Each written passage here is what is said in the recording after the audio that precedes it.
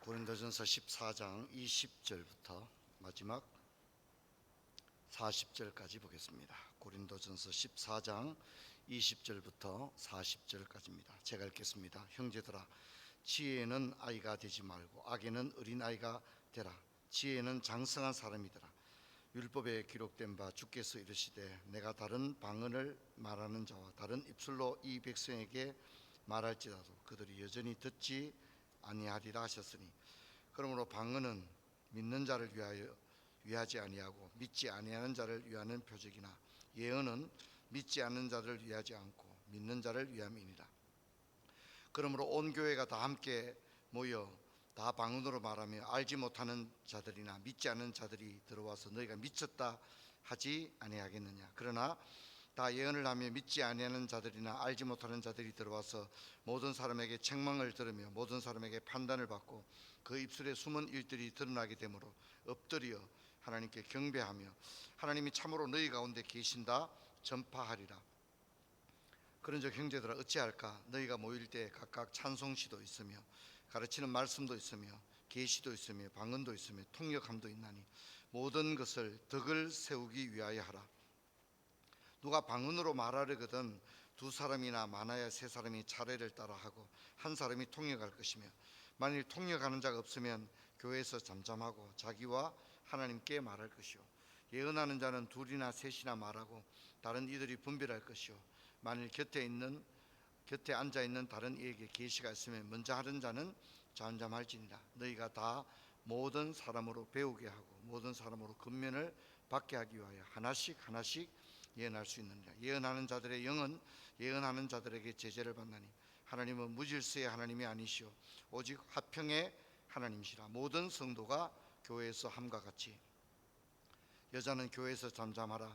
그들에게 말하는 것이 허락함이 없나니 율법에 이른 것 같이 오직 복종할 것이요, 만일 무엇을 배우려거든 집에서 자기 남편에게 물을지니 여자가 교회에서 말하는 것은 부끄러운 것이라. 하나님의 말씀이 너희로부터 난 것이냐 또 너희에게만 임한 것이냐. 만일 누구든지 자기를 선지자 혹은 신령한 자로 생각하거든 내가 너희에게 편지하는 이 글의 주의 명령인 줄 알라. 만일 누구든지 알지 못하면 그를 알지 못한 자니라. 그런즉 내 형제들아, 예언하기를 사모하며 방언 말하기를 금하지 말라. 모든 것을 품위 있게 하고 질서 있게 하라. 아멘. 인사합시다. 반갑습니다. 잘 주무셨죠? 저는 이 40일 특세 이렇게 사실 성도님들 이렇게 나오시는 거 너무 고맙고 감사하게 생각합니다. 40일 기도한다는 게 우리 현대인들의 생활 양식이라든가 또 현대인들의 모든 상황을 고려한다면 40일 연속으로 해서 기도한다는 것은 사실 쉬운 일이 아닙니다. 그럼에도 불구하고 또 많은 분들이 올라와서 기도하시고 또 매년 봄과 가을이 되면 특별한 자신의 어떤 기도 제목을 하나님 앞에 정하고 이것을 위해서 집중해서 기도해야 되겠다, 이런 결단을 가지고 올라오는 모습들, 저는 참 귀하다고 생각이 되어집니다. 아무쪼록 우리가 끝까지 이제 중반을 지났는데 끝까지 잘 달려갈 수 있기를 주의 이름 축원합니다. 우리가 지금 살펴보는 고린도전서 내용도 사실 좀 마음이 무거운 내용들이 많습니다. 그렇죠? 그냥 은혜롭고 그렇게 그런 내용이 아니라 사실 좀 이렇게 민감하고 복잡한 내용이 많은데, 그래도 우리가 이제 때로는 맛있고 달콤한 음식도 먹지만 때로는 좀 이렇게 딱딱한 음식, 그런 것을 먹을 때도 있다 이렇게 생각합니다. 자, 먼저 좀 정리를 해봅시다. 지금 고린도 교회 문제가 많습니다. 그렇죠? 어떤 문제가 있습니까?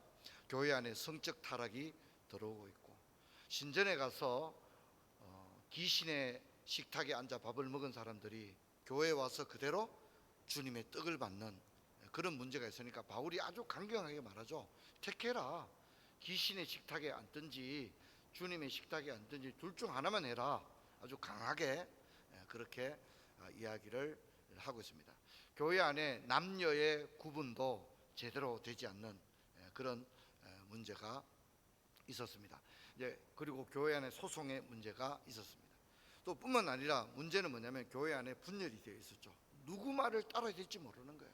우리는 바울 말 따른다, 우리는 아볼로 말 따른다, 우리는 게바의 말을 따르겠다, 이러니 교회가 혼란했습니다. 그런데 더 혼란한 문제는 뭐냐면 예배에 혼란이 있었다는 겁니다. 그렇죠? 그래서 예배에 어떤 혼란이 있었습니까? 교회에 올 때는 이제 여자들은 머리에 옷의 일부를 이렇게 덮거나 너울을 덮어 쓰므로써 나는 가정을 가진 여자고 정숙한 여자고 그런 거룩한 생애를 추구하는 여자입니다 라고 하는 걸 증명하는 것이 당시의 문화였는데, 교회 오는 여자들 가운데는 머리에 쓰지 않고 오는 여자가 있었다는 거죠. 그게 뭔 의미라고 제가 말씀드렸죠. 저는 자유로운 여자입니다. 저는 남자를 구하고 있습니다. 이런 사회적인 시그널을 주는 신호였다는 거죠. 그래서 도무지 교회에서 당시의 문화로 본다면 여자가 머리에 뭘 쓰지 않는 것은 충격적인 일인 거죠. 충격적인 일이 교회 안에 있었다는 거죠. 그래서 바울이 이제 그런 얘기를 합니다. 또 교회 안에 문제가 뭡니까? 방언과 예언에 문제가 있었다는 겁니다. 특별히 고린도 교회의 문제가 뭐냐면 방언이었습니다. 방언이라는 은사가 너무나도 도드라져 있었다는 거죠. 사람들이 방언이라는 은사를 너무 집중했습니다. 그래서 바울은 뭐라 합니까? 가장 큰 은사를 사모해라. 그게 뭐였다고요?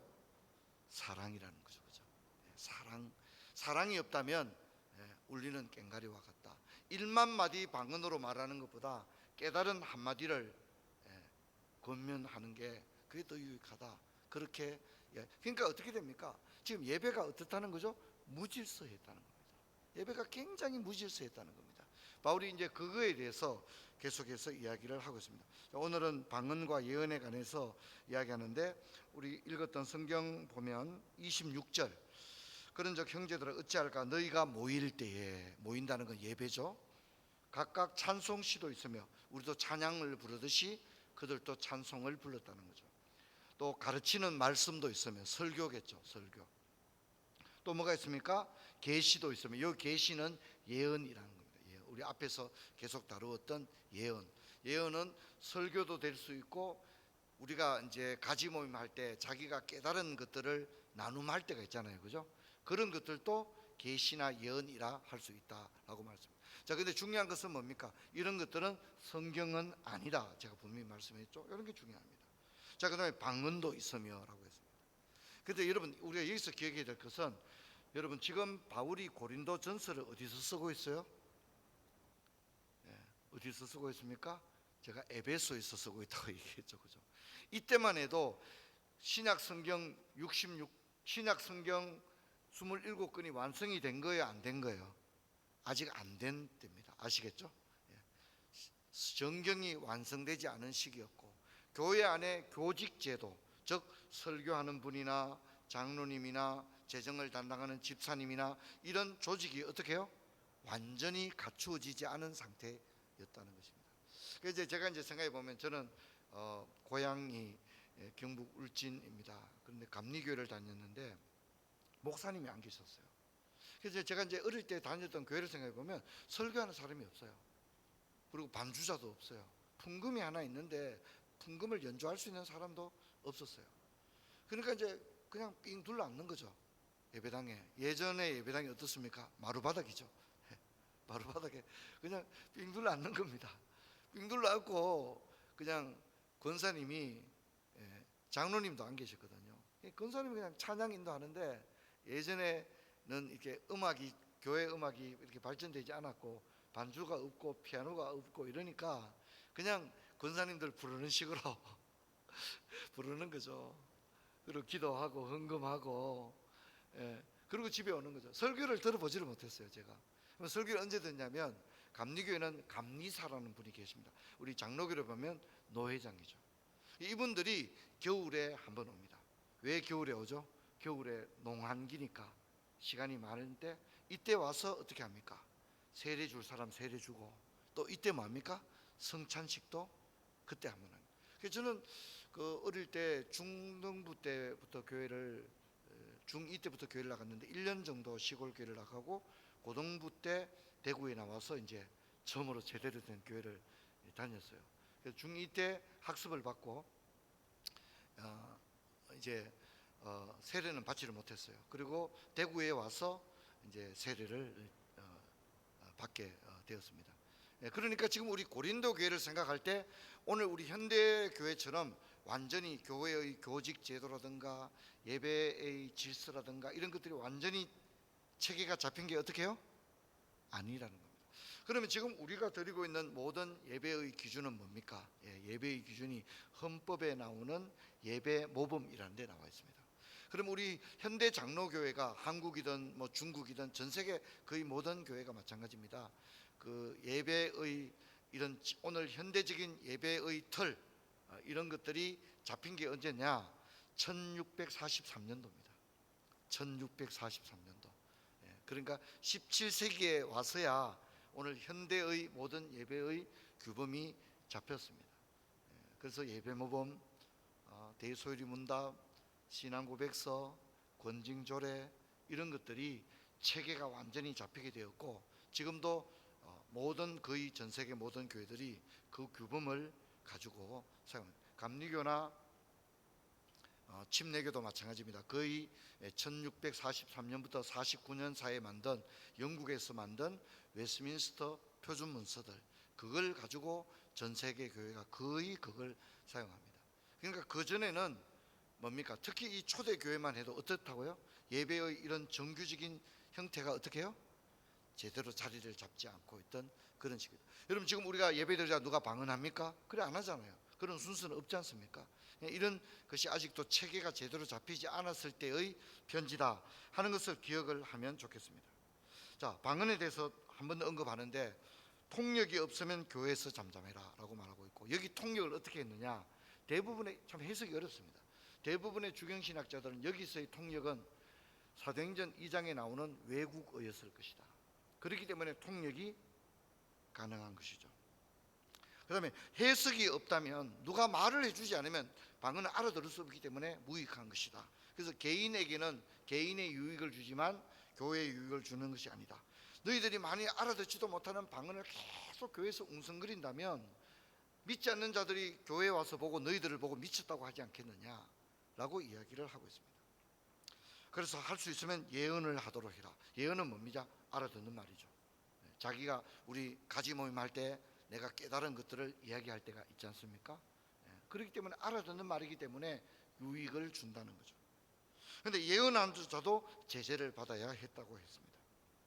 예언도 질서를 따라 해야 했습니다. 한 사람이 계속 말하면 안 되었다는 거죠. 한 사람이 말하고 또 다른 사람이 건면할 수 있도록 자기 혼자 말하지 말고 다른 사람도 깨달은 말을 건면할 수 있도록 기회를 주어야 했다라고 하는 겁니다. 제가 이제 고향에 가면 이제 가정 예배를 드립니다. 가정 예배를 드리면 이제 예배 이제 강구하고 이제 아버지께서 이게 우리 자녀를 위해서 덕담을 해주시겠습니다. 그러면 이제 아버지께서 덕담을 해주세요.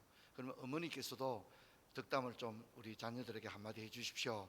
그러면 이제 한마디 이렇게 너희들 건강하고 어쩌든지 신앙생활 잘해라 이렇게 어머니 권사님이 얘기하시고 또 시골에 있는 형님도 우리 조카들에게 좋은 말씀 하나 해주십시오. 뭐 내가 뭔 할 말이 있는가 이렇게 자주 고향에 오시면 고맙겠네. 예, 고맙습니다. 이렇게 하고 이제 마지막 찬송 부리고 죽도록 예배를 마치거든요. 저희들 집에 가면 가정 예배를 그래야 합니다. 제가 말씀 전하고 이제 강구하고 이제 아버지, 어머니, 시골의 형님 이제 가래도 이제 동생들, 조카들에게 덕담을 이렇게 하는데 그게 오늘 굳이 성경으로 본다면 뭐에 해당된다고요? 예언하는 거죠. 자기가 깨달은 말을 이렇게 하는데 한 사람만 계속 얘기하면 안 되는 거잖아요. 이 사람도 좀 얘기하고 이 사람도 좀 성경에 그렇게 나와 있죠. 한 3사람 좀 하면 좋겠다. 너무 많이 하면 힘드니까 2명이나 3명이 하면 좋겠다. 하여튼 한 사람 혼자 하지 마라. 이 사람도 좀 얘기하고 저 사람도 좀 얘기하라. 그렇게 하죠. 근데 여러분 우리 현대교회는 김 권사님도 좀 얘기하고 박 집사님도 좀 얘기하고 그렇게 안 하잖아요. 그렇죠, 그죠? 그런 것은 교회가 완전히 성숙된 다음에 예배의 형태가 제대로 주어졌기 때문에 그래서 나중에 우리가 옥중 서신인 에베소서라든가 이런 데 나가면 지금 고린도전서와는 상황이 많이 달라지는 것들을 볼 수가 있습니다. 자, 그리고 고린도 교회의 문제는 뭐냐면 성별의 문제, 역할의 문제가 혼선이 굉장히 많았는데 여자는 교회에서 잠잠하라 이렇게 함으로써 질서를 잡고 있습니다. 그리고 예언하기를 사모하며 방언하기를 금하지 말라라고 말했고, 모든 것을 질서 있게 하고 품위 있게 하라. 우리 마지막으로 한번 읽겠습니다. 40절 우리 같이 한번 읽을까요? 모든 것을 품위 있게 하고 질서 있게 해라. 그게 결론입니다. 그래서 우리가 뭘 하든지, 여기서는 제가 뭐가 해당이 된다고 그랬죠? 직분, 목사, 장로, 권사, 집사도 품위 있게 하고 질서 있게 해라. 그 다음에 뭐죠? 사역, 찬양대, 주일학교, 구제하는 일, 전도하는 일, 소그룹으로 모이는 일, 모든 일을 어떻게 하라고요? 질서 있게 하고 품위 있게 해라. 그 다음에 은사, 내가 가진 은사가 있잖아요. 은사를 사용할 때도 품위 있고 질서 있게 해라. 할렐루야. 그렇게 할 수 있는 그런 은혜가 있기를 주의 이름으로 축원합니다. 우리 오늘 찬양하고